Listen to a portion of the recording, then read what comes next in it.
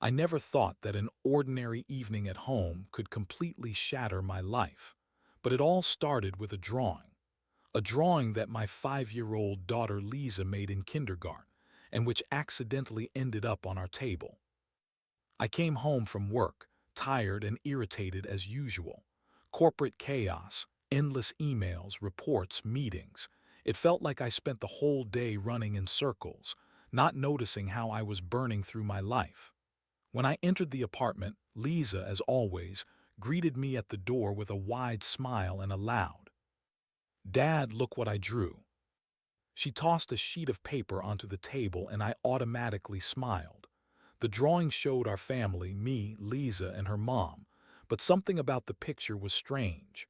Lisa had drawn Mom with a man beside her. It wasn't me. I clutched the drawing in my hands, my heart pounding. At first, I thought it was just a child's fantasy. Kids draw all sorts of things. But Lisa pointed out the details.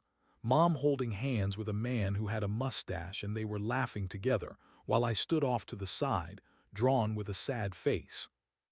"Lisa, who's that with Mom?" I asked carefully. My daughter looked at me in surprise, as if I'd asked a stupid question. "That's him, Dad, the one Mom loves more than you." I froze.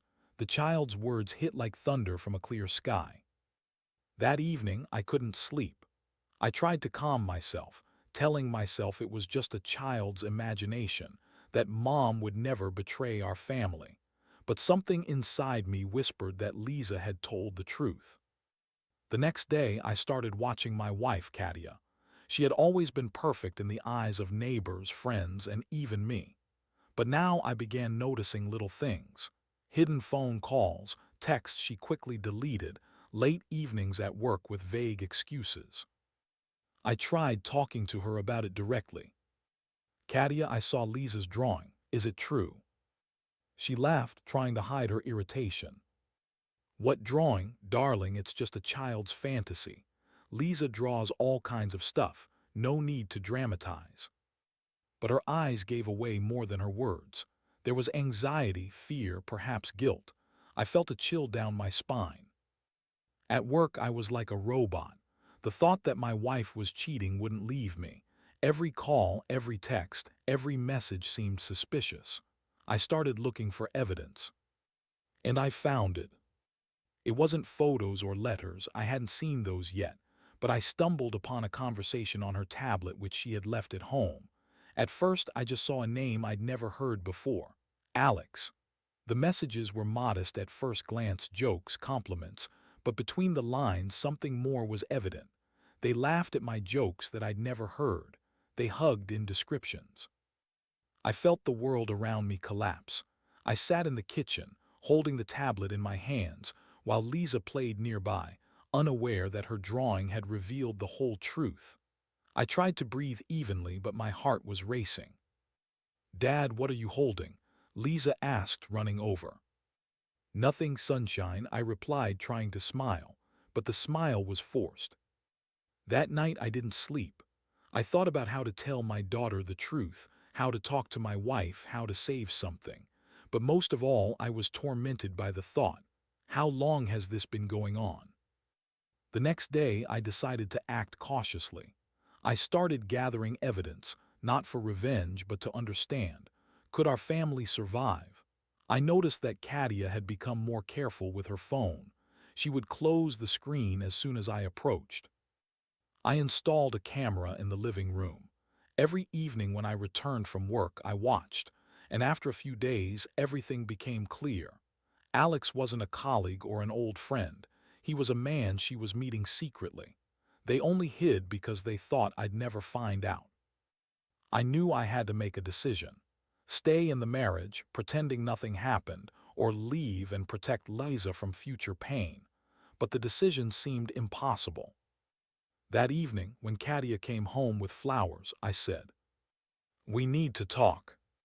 She looked at me surprised. "About what?" "About us," I said evenly, "and about how Lisa knows more than I thought." That conversation changed everything. At first, Katia denied it, yelled, tried to convince me I'd made it all up. But I showed her the drawing, the messages, the evidence. Tears and screams, accusations and excuses, all blended together. I realized there was no going back. In the kitchen, where Lisa had once drawn that picture, I felt truly alone for the first time in a long while. I looked at my daughter playing in the corner and understood. My main priority was to protect her. And even though my heart was tearing apart, I started planning how to move forward, how to survive the betrayal, keep my daughter, and reclaim at least some normal life. The morning after that stormy night was cold and empty.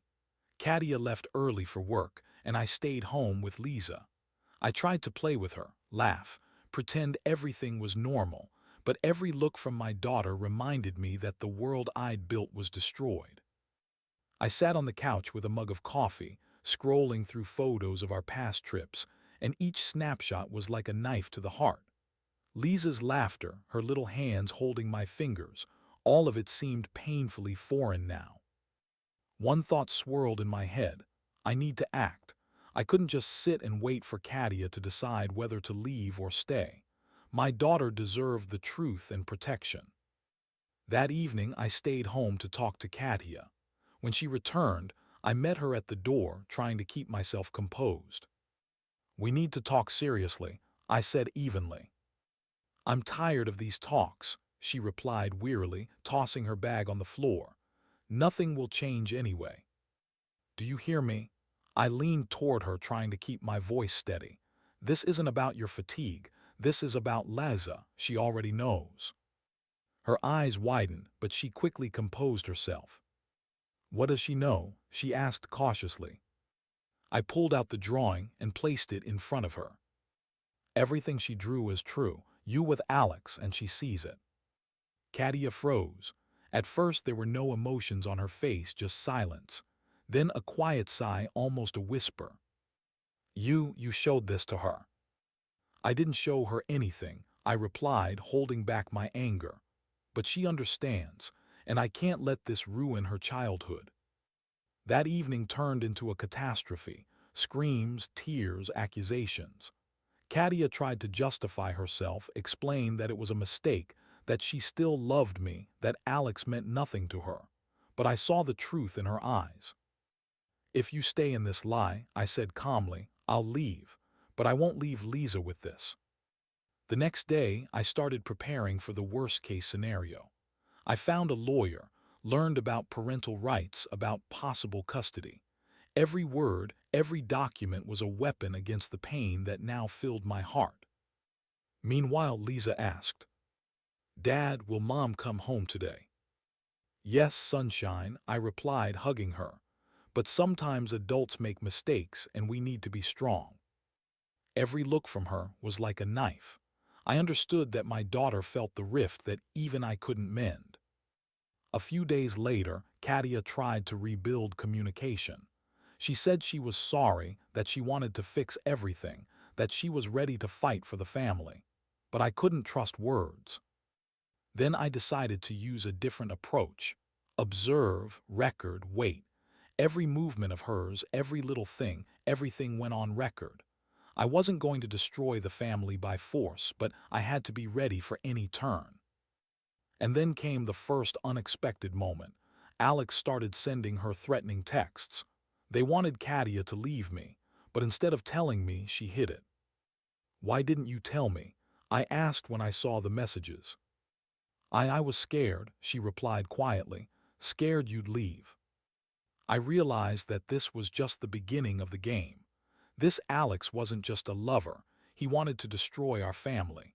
And now we were in the epicenter of an invisible war. One night I heard a creak in the hallway. I approached the door and saw someone trying to open the lock. My heart jumped out of my chest. I called the police. When they arrived, the suspicious man had disappeared, leaving behind only the scent of cologne and a sense of threat. "That's Alex," I said to myself, realizing that now this wasn't just betrayal. This was danger to our family. Lisa and I started living differently. Every morning began with checking the apartment. I changed the locks, controlled contacts. my life turned into constant anxiety. And that's when I understood that love isn't just joy, but also protection. Protection from pain, threats, betrayal. And I was ready to do anything so that Lisa wouldn't experience betrayal firsthand. This concluded the second part of our story. I stood by the window, looking at the night city, and understood that more trials lay ahead. The pain of betrayal, fear for my daughter, and uncertainty, all of it was just the beginning. Several weeks had passed since I discovered the truth. Katia pretended to try to fix her mistakes, and Lisa asked about Mom more often with anxiety in her voice. I felt trapped. I wanted to save the family, but I understood that trust was destroyed. One evening, when Lisa was already asleep, I sat alone in the living room, scrolling through old photos. I came across pictures from our wedding. In them, Katia was laughing, and I realized that once we were happy, but happiness now seemed like an illusion. At that moment, I received a message from an unknown number. If you want to keep your family, keep quiet. If not, everyone will see. My heart beat faster. I realized someone was watching us. Alex might not be alone. From that moment, every movement of Katia and Lisa seemed under surveillance. The next day, I resolved to have a conversation with Katia. You have to tell me everything, I said directly. I am trying to be honest, she replied, but it's hard.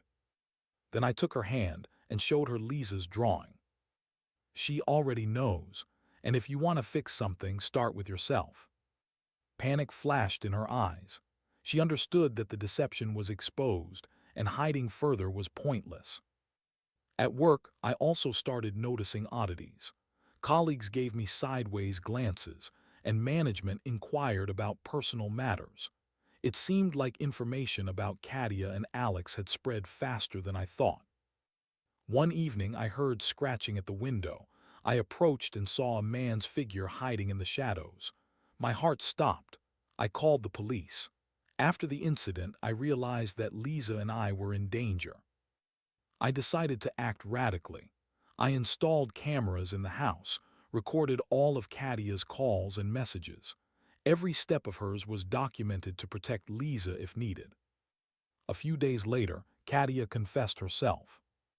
I can't lie anymore. He wanted me to leave, but I didn't leave. Her voice trembled. I love you, but I made a mistake. I stayed silent, listening. Love was still there, but the betrayal had left a scar. The next day, I called a lawyer to find out how to safeguard my daughter. I needed to understand. Could I restrict Katia's contact with Alex if she tried to hide the truth again? In the evenings, Lisa often asked me to read books, to draw. And every time she picked up pencils, I saw in her eyes a reflection of the innocence I was trying to preserve at any cost. But one day I noticed another drawing. On it was the family, me, Lisa, and Katia, but next to her stood another man, whom Lisa had neatly labeled Alex. I felt the world collapsing again. Liz, why is he here? I asked quietly. Mom said he's my friend, she replied innocently. I realized. My daughter had been told about a stranger who was supposed to remain a secret. Alex had infiltrated her childhood, and I couldn't allow that. I gathered evidence, messages, drawings, texts. Each piece was a brick in the wall of protection for my daughter. And then Katia tried to meet me alone. She begged. Let's try again. I'm ready to tell everything. I looked at her and thought, can you trust a person who once destroyed our child's world? I understood that love still existed, but the betrayal had left deep scars. A month later, the situation escalated. Alex started sending threats by phone and messengers. I contacted the police and hired security for the house. Every day became a struggle for Lisa's safety. That's when I understood. Sometimes love isn't enough to protect a family. You need not only to love, but also to be ready for war for those you love. In the end, I made the bitter decision. Restrict contacts with Katia until she proved her honesty. Love remains, but trust is a separate story. I held Lisa's hand and understood. The future of our little family depends only on me. And even if my heart aches, even if the world crumbles, I won't let betrayal destroy my daughter's childhood. With each day, the tension grew. Lisa asked more often about Mom and the friend from the drawings. Every time I saw her looking at me with eyes full of trust and love, I felt that my task was to protect her from a world that can sometimes be cruel. One evening, I decided to have a conversation with Katia. I needed to understand if she had the desire to fix her mistakes, or if it was just an attempt to hold on to her familiar life. Katia, I began, I gave you a chance, but Lisa sees more than we think. Every word of yours, every action is under observation. Are you ready to be honest? She was silent for a few seconds, then nodded. I want to fix everything. I love Lisa, and you, but I know trust is broken. We started recording conversations, documenting meetings. Every step was a step toward evidence, toward trying to restore at least partial stability. But a week later, a new message came from Alex. You can't control her, she's my world. I felt a chill in my chest. This person had infiltrated our life and now threatened to destroy everything I was trying to preserve. I began analyzing all of Lisa's drawings, old and new. Every image, every character, was a small clue that my daughter left, sometimes unconsciously. I realized that Lisa had already tried to warn me about Alex's presence in our life. That evening I set up a camera in Lisa's room, and again I saw a strange figure near the window. My heart pounded. Someone was watching us. I called the lawyer and asked to urgently prepare documents to restrict Katia's contacts with Alex. I needed to protect my daughter. The following days became real hell. Alex continued sending threats, Katia tried to manipulate me, and Lisa innocently watched everything happening, not understanding the scale of the tragedy. One day, I returned home and found Katia sitting in the living room with a stack of old letters. She began telling the truth. Alex, he pressured me, she said quietly. I didn't want Lisa to suffer, but I was scared. I listened and understood that love still existed, but the betrayal had left deep scars. A few days later, the situation reached its peak. Alex came to our house. I called the police, but he managed to escape. Lisa saw the man and screamed, and I realized I couldn't delay decisive measures anymore. I filed a statement in court, restricted Katia's contact with Alex. I needed to create protection for my daughter and myself. Love remained, but trust was gone. Nights became a nightmare. I couldn't sleep, constantly checking cameras, messages. Every sound on the street, every call, a potential threat. Lisa asked, Dad, will everything be okay? Everything will be okay, I replied, though I wasn't sure myself. A month after the incident, Katia tried to re-establish contact with her daughter. I allowed the meeting, but under control. Lisa hugged her mom, but in her eyes I saw distrust.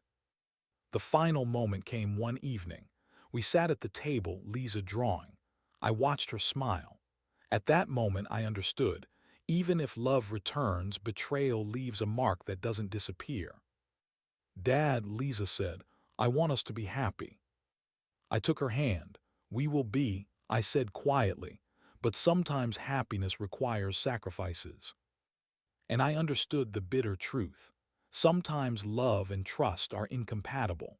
You can love, you can try to forgive, but the consequences of betrayal remain forever. I held Lisa's hand, looked at the drawings on the table, and understood that I would protect her at any cost. Love exists, but trust is gone. The world is destroyed, but someone has to maintain a small island of safety for the child.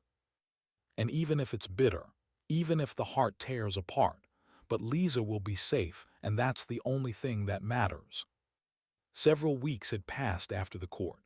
Katia tried to re-establish contact with Lisa, but now all our meetings were under strict control.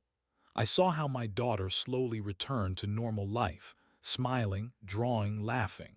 But in her eyes, There would never be that complete trustfulness that was there before. Every evening I sat in the kitchen alone. The silence in the house wasn't peace. It was a reminder that everything had changed. Inside me was a mix of relief and pain. I won the battle but lost the war of trust. One day, Lisa came to me with a new drawing. On the paper was our family, me, her, a kitten on the couch, but next to Mom stood a stranger figure labeled Alex. She looked at me with eyes full of questions. "Dad, who is that?" I took the drawing and took a deep breath. "That's just someone who interfered with us being happy," I said, trying not to show tears. She nodded, as if understanding. I realized that through drawings, my daughter spoke to me more than with words, and in those lines and colors was contained all the pain we had endured. That day I understood that love and trust are different things. You can love even after betrayal, but trust can die forever. I started keeping a diary to record every important event, every word from Lisa. I wanted to preserve her innocence while she could still believe in good. And although my heart was tearing apart, I understood. My mission is to protect the child, even if it means leaving part of myself in the past. Sometimes I caught myself thinking that I wished everything were different. I wished Katia could be honest, that Alex never invaded our life, that Lisa never saw the pain that the adult world leaves. But the adult world doesn't care about children's dreams. It destroys them with small, unnoticed blows: lies, betrayal, deception. And yet when I saw Lisa smile, I understood. Even in a world full of betrayal, there are islands of light. My daughter is my light. I will hold her as long as I have strength. I closed the diary. Soft evening light filtered through the window. Everything around reminded me of losses and mistakes, that we can't return the past, but we can build at least small pieces of the future. And even if it's bitter, even if the heart tears apart, but love for a child is what gives strength to move forward, even when trust is destroyed, when the world crumbles, and the past weighs on your shoulders. I looked at Lisa, at her drawings, at the kitten sleeping nearby. I understood. We still have life. It won't be perfect, but it will be ours. And that's the only thing that matters.